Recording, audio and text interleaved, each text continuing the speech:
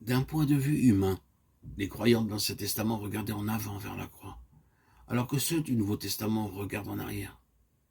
Mais pour chacun d'entre eux, c'est un fait tout aussi réel, car la croix est éternelle et ne peut donc être limitée par le temps. L'histoire profane relègue ce fait dans le passé, mais l'histoire selon l'Esprit, le monde toujours présent et de génération en génération conserve cette fraîcheur dans l'esprit des saints, comme dans les Saintes Écritures. L'auteur de la lettre aux Hébreux encourage ses lecteurs par ces paroles. Ainsi donc, frères, nous avons l'assurance d'un libre accès au sanctuaire par le sang de Jésus, par la voie qu'il a inaugurée pour nous. Une route nouvelle et vivante à travers le voile, c'est-à-dire sa chair. Approchons-nous donc, Hébreux 10, 19, 22.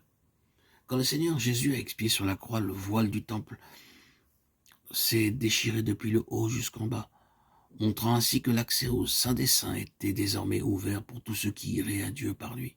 Et cette route, ouverte par le déchirement de sa chair, est à la fois nouvelle et vivante. Dans l'original, l'expression route nouvelle évoque la pensée de quelque chose de récent et de tout frais. Le temps ne peut porter atteinte de cette route nouvelle, ni la mort, car cette voie est aussi vivante. Dans le passé, le souverain sacrificateur ne pouvait entrer qu'une fois par an dans le Saint des Saints, et seulement en portant le sang de l'animal récemment sacrifié.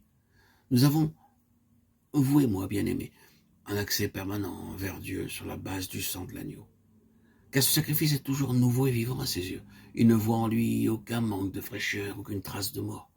Christ est réellement mort, mais il est aussi vrai que les liens de la mort n'ont pas pu le retenir et qu'il vit à jamais. Mais sa mort est un fait tout aussi nouveau aujourd'hui qu'il y a 2000 ans. Jean, qui fut le témoin de sa mort sur cette terre, décrit la vision du Christ ressuscité dans le ciel. Et je vis au milieu du trône et des 4 êtres vivants et au milieu des vieillards un agneau qui était là, comme immolé. Il avait 7 cornes et 7 yeux qui sont les 7 esprits de Dieu envoyés par toute la terre. Apocalypse 5, 6. Nous avons dans le grec un agneau debout qui semblait récemment immolé.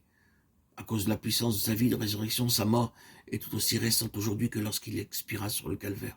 Oh, la croix est une réalité éternelle. Il est remarqué que ce titre d'agneau de Dieu est cité plus souvent dans ce seul livre de l'Apocalypse que dans tous les autres livres de la Bible réunis. Par l'Apocalypse, le voile qui décrit l'éternité à venir est levé. La permanence éternelle des blessures de l'agneau de Dieu sont la sûre garantie de notre salut éternel.